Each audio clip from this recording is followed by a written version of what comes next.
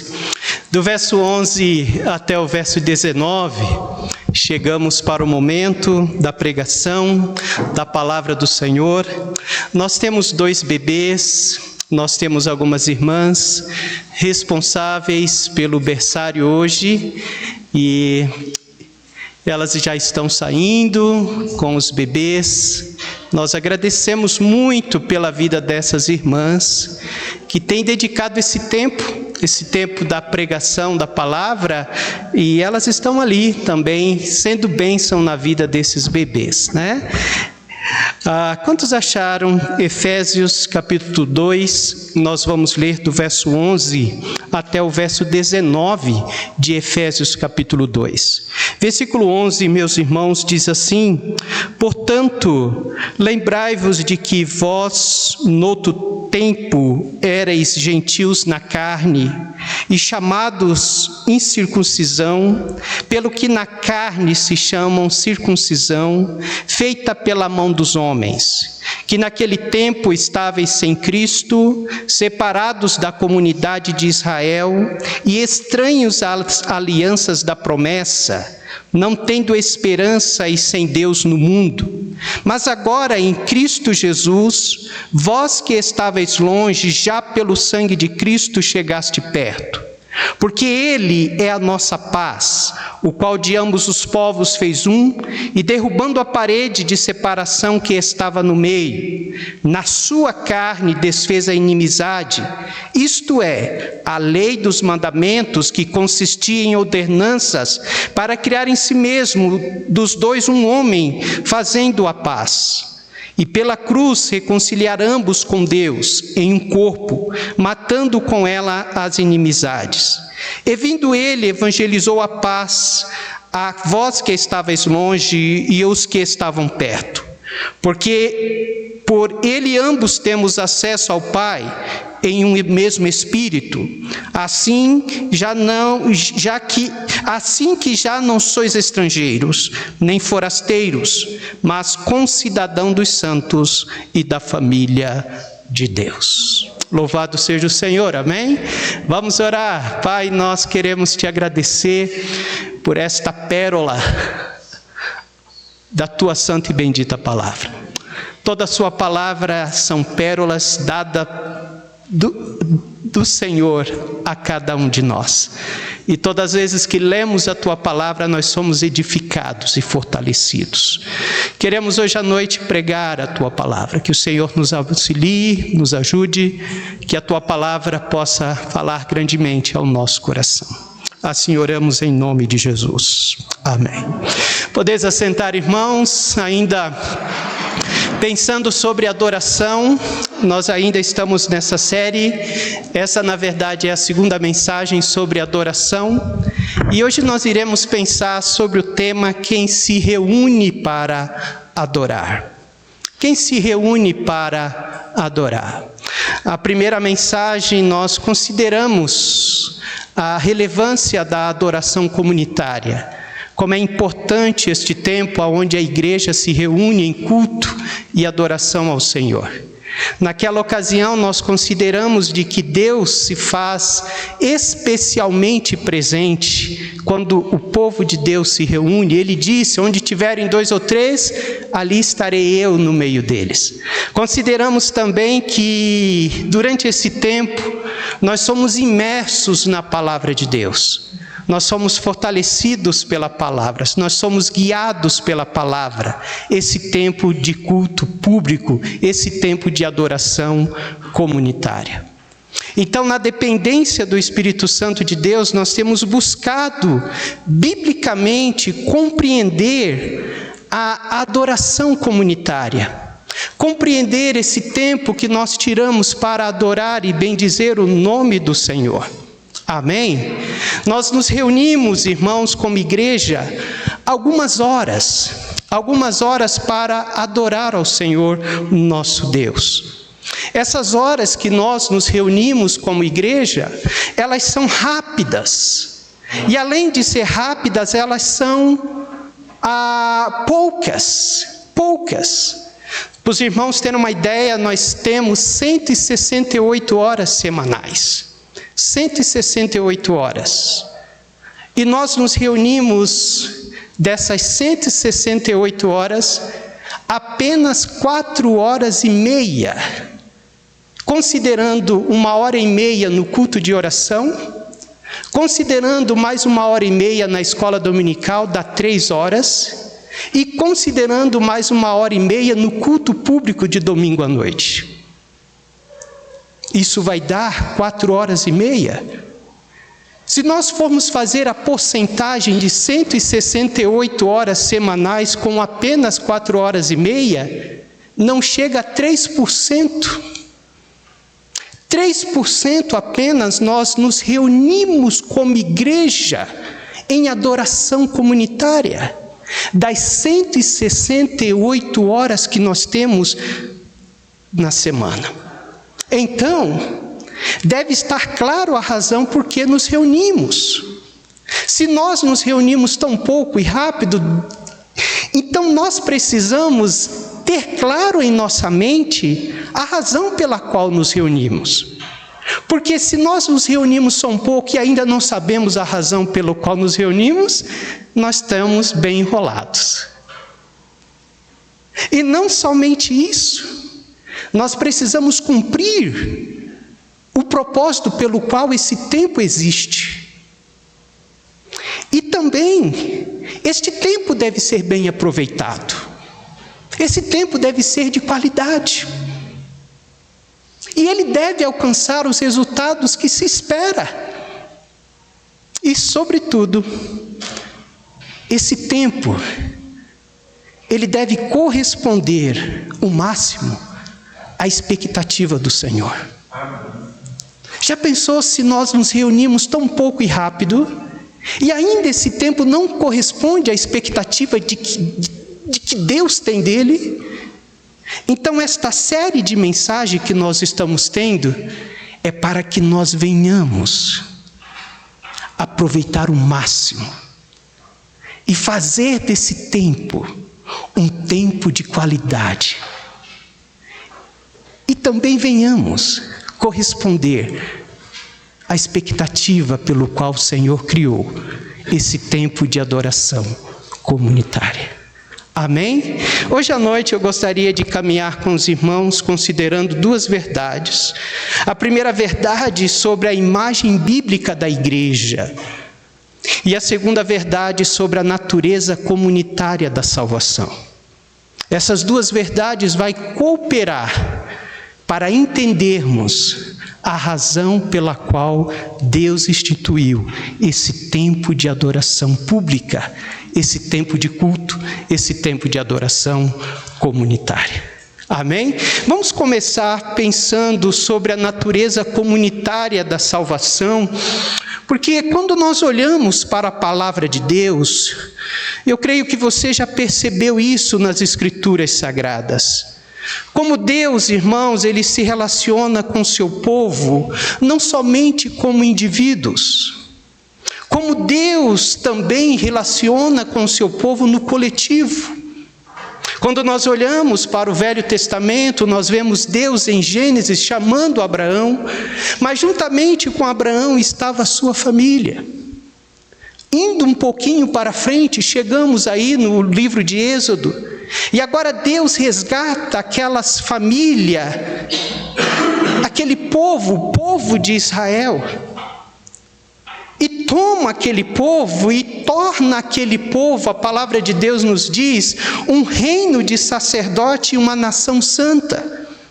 Veja o que Deus diz lá em Êxodo 19:6. Êxodo 19:6. Veja como Deus se relacionou com Israel de uma forma coletiva, como uma forma de um povo, de uma nação.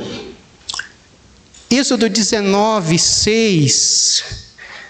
Nós vamos olhar para a palavra de Deus em alguns versos hoje à noite.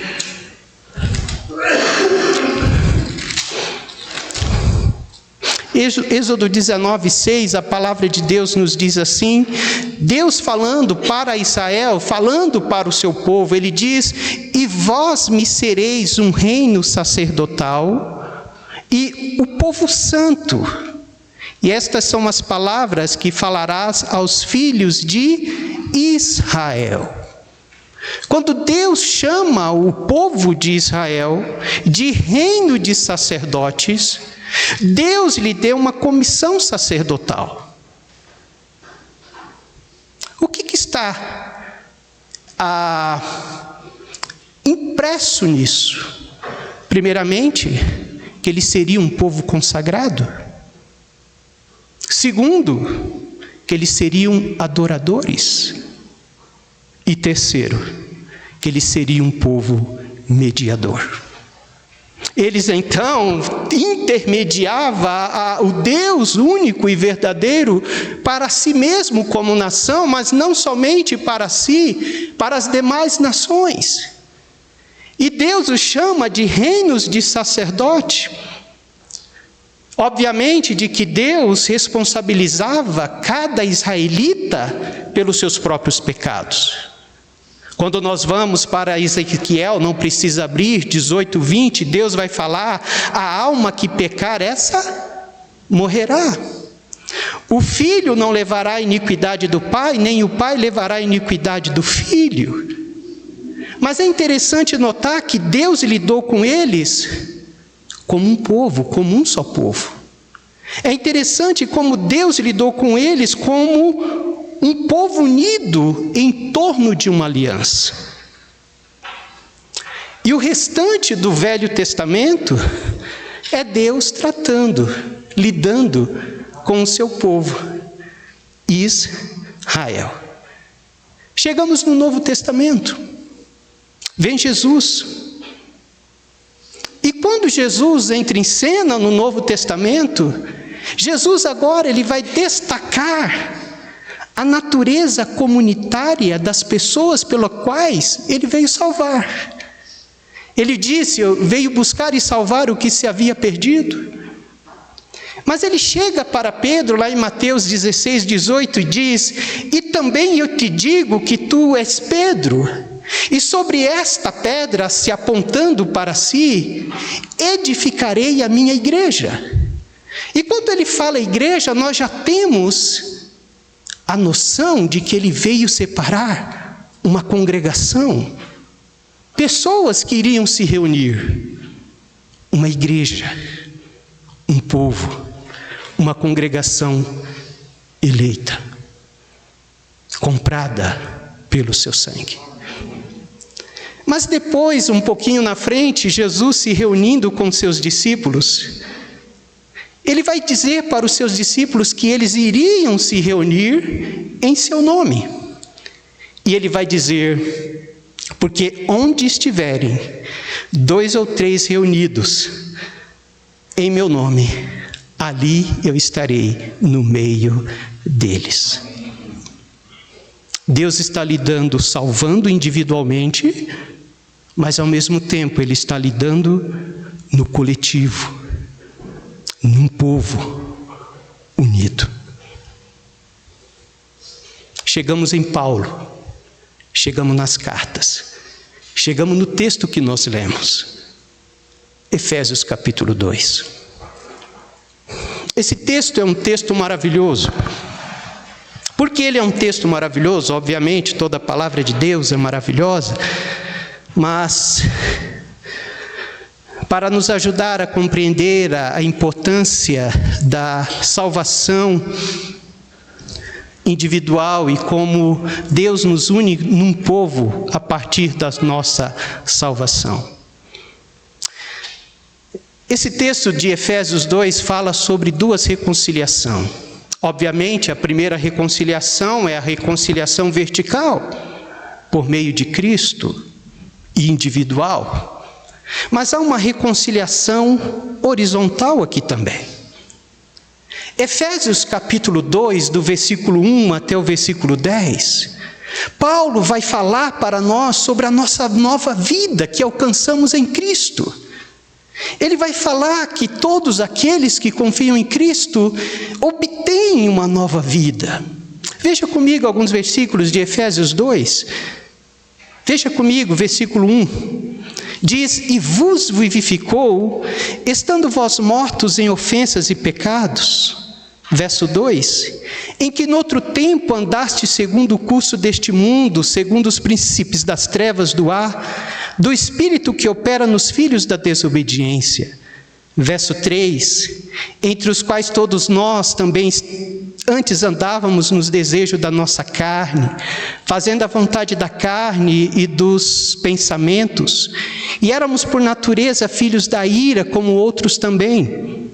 Verso 4: mas Deus, que é riquíssimo em misericórdia, pelo seu muito amor com que nos amou, e estando nós ainda mortos em nossas ofensas, nos vivificou juntamente com Cristo, pela graça sois salvos. Ele fala do Evangelho. Agora veja o verso 8 e 9: porque pela graça sois salvos por meio da fé. Isso não vem de vós, é dom de Deus, não vem das obras, para que ninguém se glorie.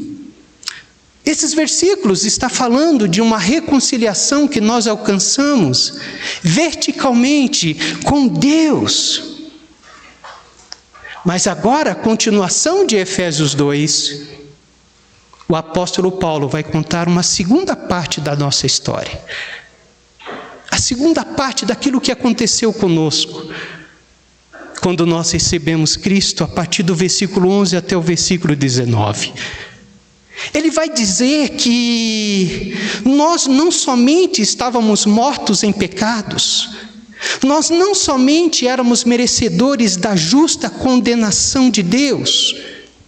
Paulo vai dizer algo mais a nosso respeito, Sidney. Ele vai dizer que nós éramos estranhos e afastados da aliança das alianças das promessas. Olha o verso 12. Que naquele tempo estavais sem Cristo, separados da comunidade de Israel, e estranhas alianças da promessa, não tendo esperança, e sem Deus no mundo. Além de estarmos perdidos, escute bem, queridos, não havia aliança nenhuma a nosso respeito. Não havia promessa alguma ao seu e ao meu respeito, como gentios que éramos. Mas veio a boa notícia. Qual é a boa notícia? Verso 13. Mas, agora em Cristo Jesus, vós que antes estáveis longe, já pelo sangue de Cristo, chegaste perto. Agora, pelo sangue de Cristo, nos tornamos agradáveis e aceitáveis a Deus.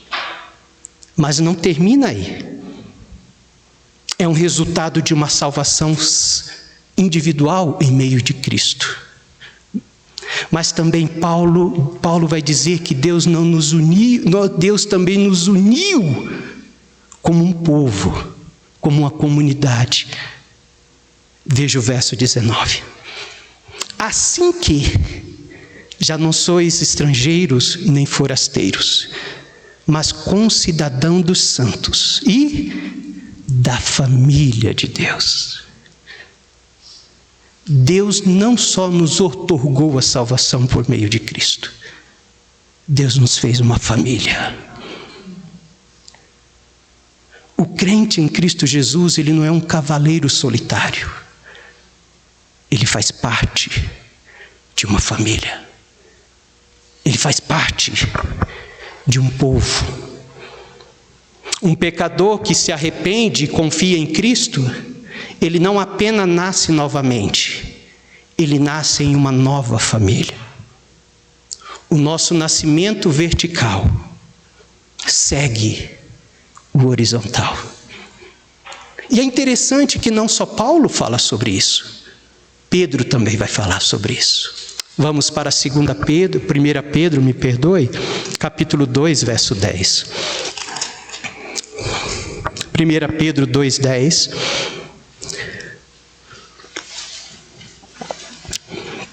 Primeira de Pedro 2, 10.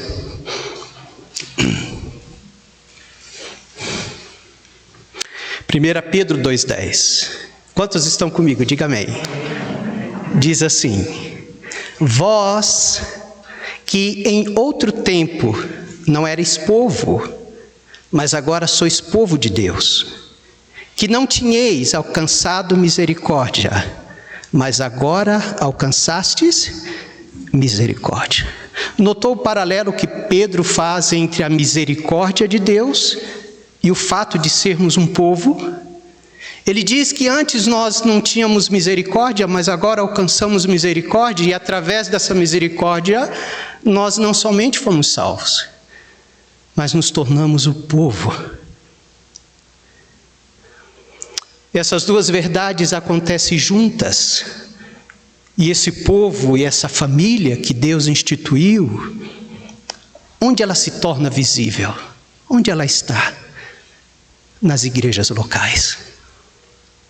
Aqui. E esse povo, essa família é composta, como lemos em Efésios capítulo 2, de todos os povos, judeus, gregos, bárbaros, todos os povos. Então nós temos uma definição sobre a igreja local é uma assembleia de adoradores, comprada com o sangue de Cristo, cheios do Espírito Santo, que edificam uns aos outros pela palavra de Deus e firmam uns aos outros como cidadão do reino de Deus por meio das ordenanças. Todas as vezes que nós nos reunimos aqui para cearmos juntos, nós estamos afirmando um ao outro de que pertencemos a Deus, de que somos a família de Deus. Irremediavelmente, irmãos, nossa salvação nos faz um povo, uma família. Nós temos uma natureza comunitária. Isso significa que ser cristão é ser um adorador. Isso significa que ser cristão requer uma identificação com o povo que adora. Eu não posso dizer que eu sou crente em Cristo Jesus sem me identificar com o povo que adora. Isso tem implicação com o culto, com a adoração. Porque quando você chega para adorar, você não faz isso sozinho, querido. Quando nós sentamos todos os domingos, às quartas-feiras e também na escola dominical, quando nós sentamos à mesa da adoração, nós não fazemos isso sozinho, nós chegamos como um povo. Nós chegamos numa adoração comunitária. É o povo de Deus reunido que adora o seu Deus. O culto não é uma adoração individual.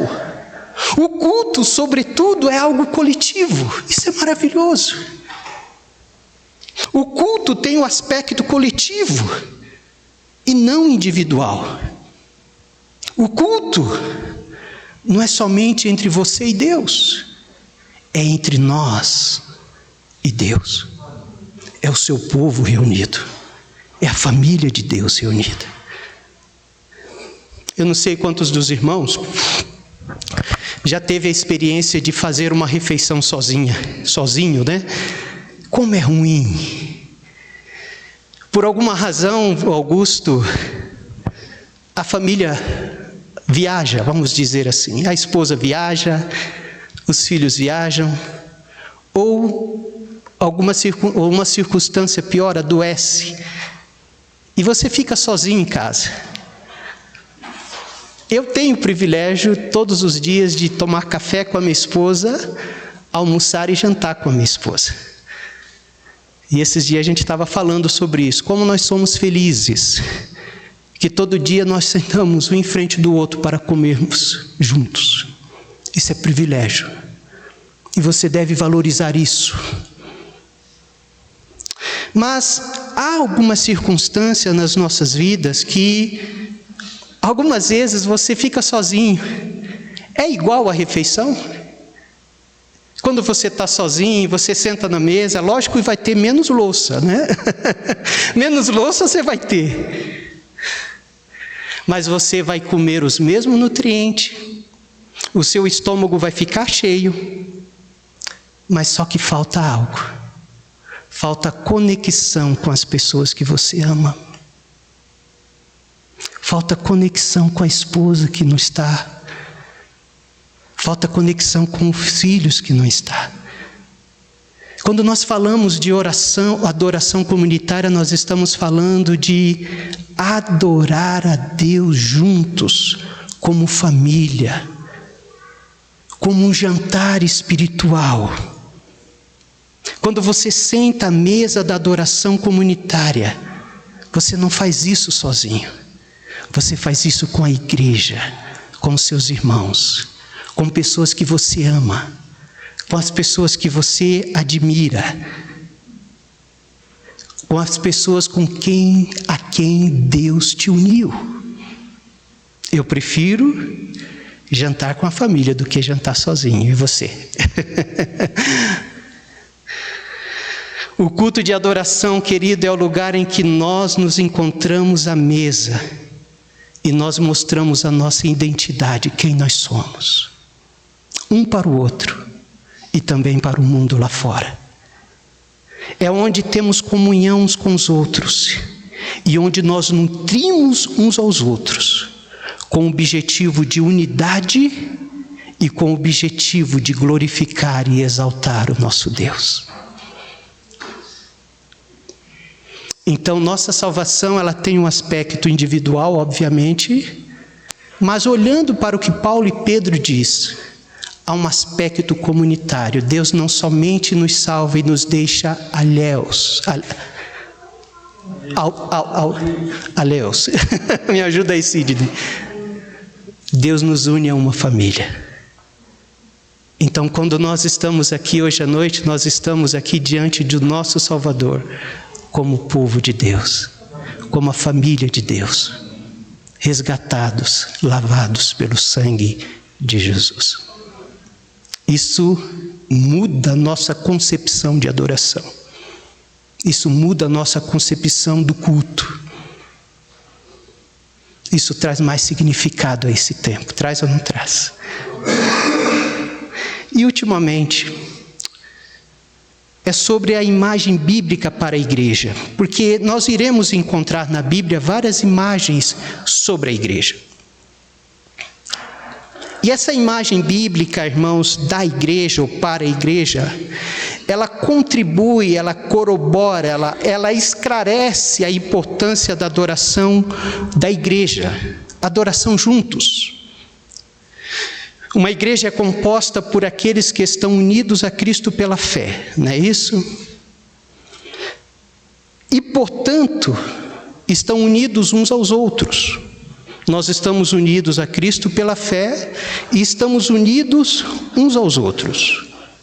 E a igreja, ela tem Cristo como sua cabeça. Cristo é a cabeça da igreja, ou seja, ele nutre a igreja, ele dá vida à igreja, mas Cristo também é o cabeça da igreja.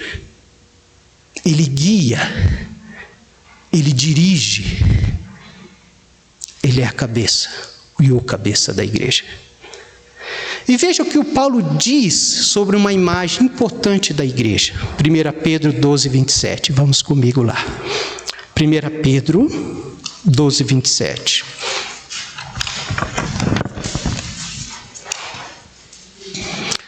Pedro 12, 27.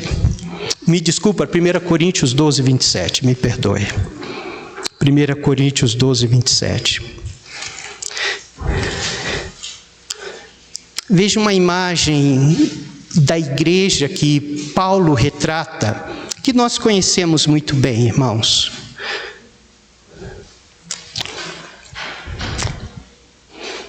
Qual é a imagem que Paulo traz à igreja? O corpo, né?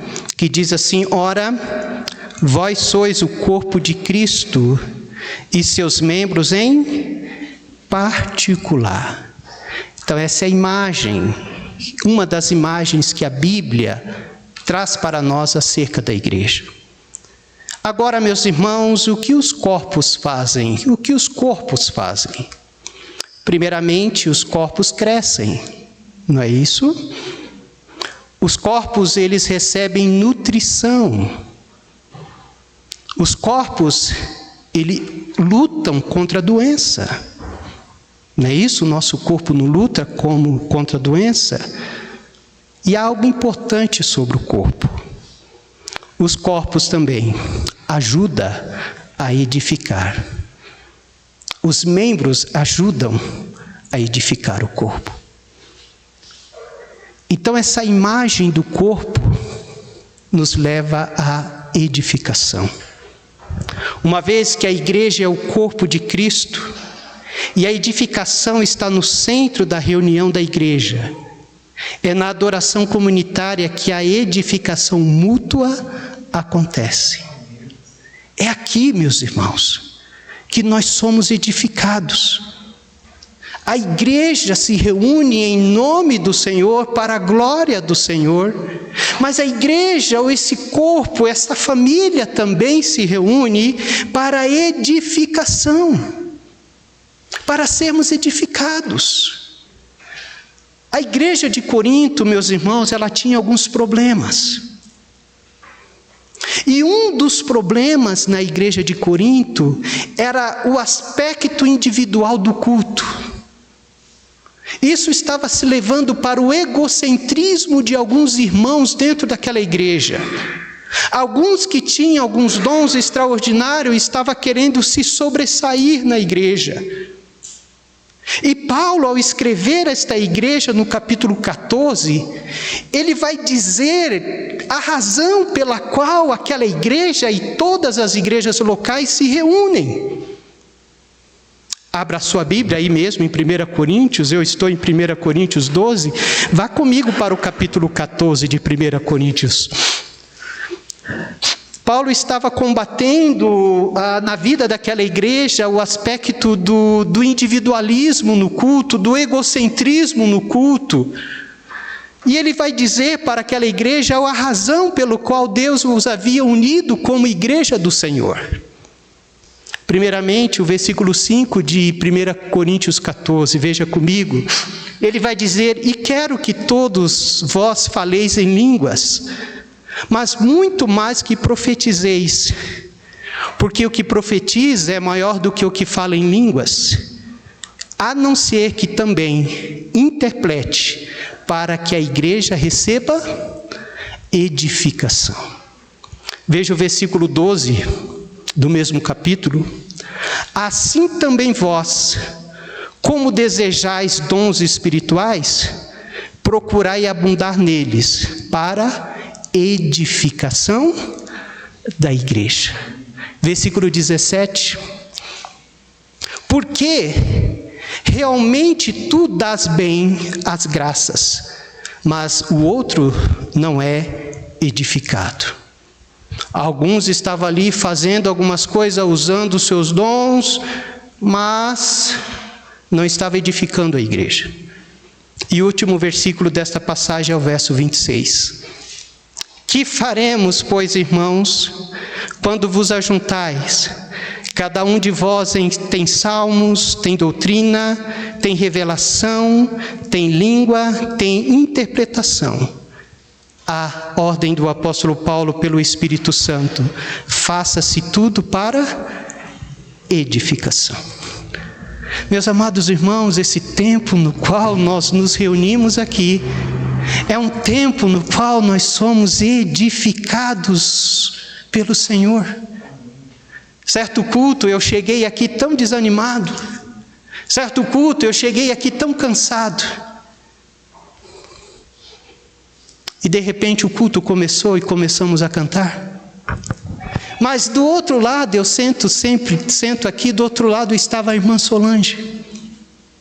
E a irmã Solange estava cantando com tanta alegria e com tanta força aquele hino. Obviamente que a irmã Solange estava cantando para Deus, mas ela não estava cantando somente para Deus.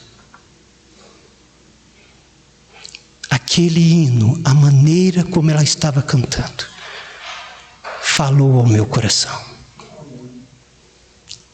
E de repente eu comecei a cantar juntamente com ela. Eu comecei a adorar ao Senhor juntamente com ela. Porque de uma forma surpreendente o Senhor Deus usa a irmã Solange para imprimir imprimir a verdade daquele hino que ela estava cantando no meu coração. E eu comecei a cantar junto com ela.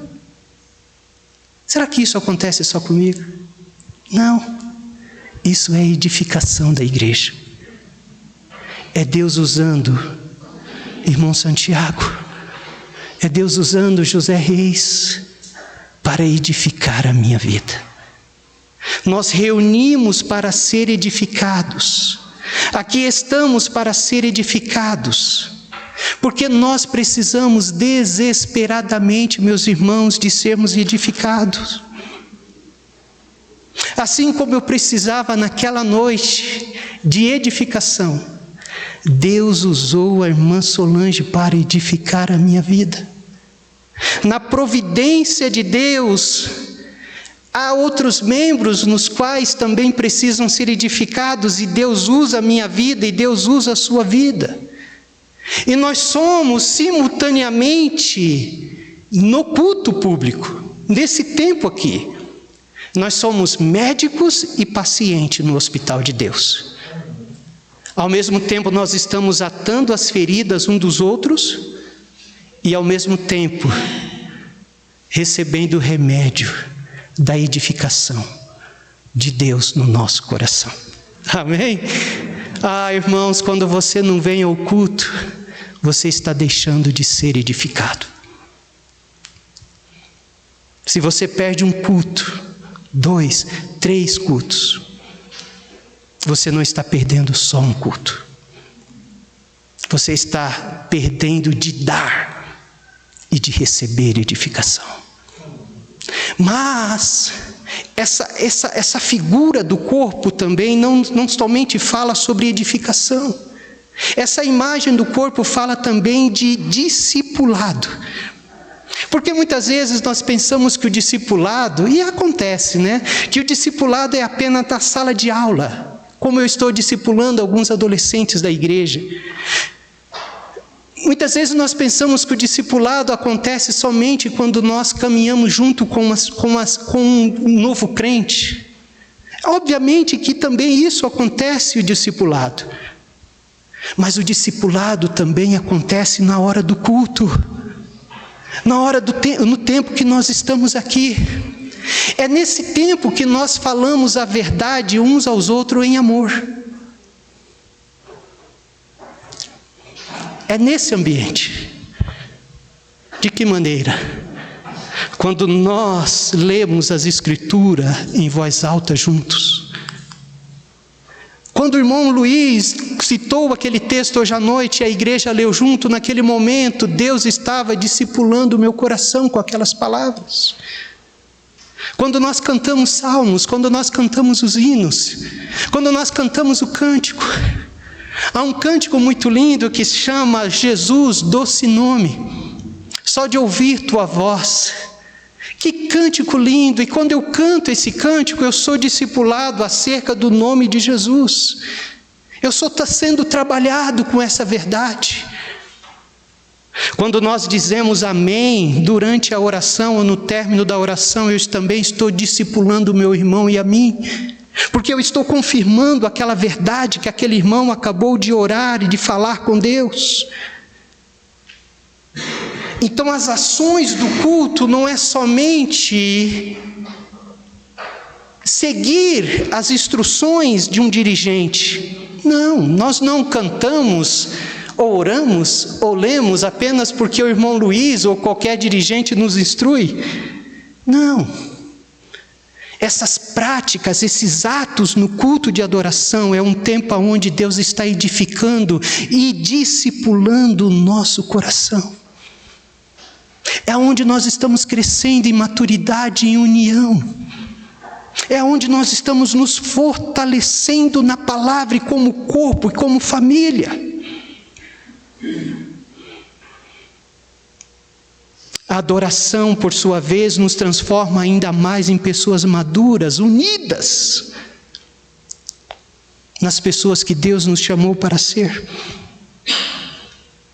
É o próprio Deus que nos acolhe no seu banquete, louvado seja Deus. E nós nos reunimos para honrar e nos deliciarmos com a sua presença. Amém? E como que Ele quer encontrar isso? Ele quer encontrar o seu povo como família, juntos. O seu corpo, que honra, que glorifica. E Ele nutre, e Ele dá direção. E Ele traz maturidade à igreja de Jesus. Eu quero concluir respondendo à pergunta de hoje. Quem se reúne, pastor? Eu quero ficar com a resposta do apóstolo Pedro. Pedro disse: vós que em outro tempo não eres povo, mas agora sois povo de Deus, que não tinhais misericórdia, mas agora alcançastes misericórdia. Quem se reúne? Pedro está dizendo, um povo que alcançou misericórdia. Um povo que não era nem povo, nós éramos estranhos às alianças, mas Cristo nos salvou, Cristo nos resgatou, e nós alcançamos misericórdia. O povo de Deus comprado pelo sangue de Cristo, remidos, reconciliados, família de Deus, o corpo vivo de Cristo, que se reúne para engrandecer o santo nome do Senhor, para honrar a sua pessoa e exaltar a sua obra de redenção, o seu sacrifício na cruz, a sua ressurreição. Nós honramos e glorificamos a obra de Cristo todas as vezes que nós nos reunimos. Por que nos reunimos? Porque fomos comprados e resgatados pelo sangue de Jesus. Amém? Olha ao seu redor. Olha ao seu redor. Essas são as pessoas que Deus salvou e te deu o privilégio de você servir a Ele juntos. E quando esse povo se reúne, o que acontece? A edificação, a nutrição, discipulado, transformação, unidade e maturidade. Por isso, não me leve a mal. Aquele crente que não é frequente aos cultos, ele não cresce espiritualmente. Queridos, vamos crescer. Deus te chamou para você crescer, para você amadurecer em Cristo, para você servir ao Cristo. E Deus usa esse tempo aqui para discipular a nossa vida, para crescermos em maturidade, em amor ao Senhor Jesus. Isso faz sentido aos irmãos? Começamos a olhar para esse tempo, valorizar mais esse tempo. Então não é só ir à igreja, é ir, porque lá coisas extraordinárias e bíblicas e divinas acontecem. Estamos aqui porque temos uma razão de estar. Há resultados. Que Deus nos abençoe. Eu quero orar com você. Fique em pé comigo.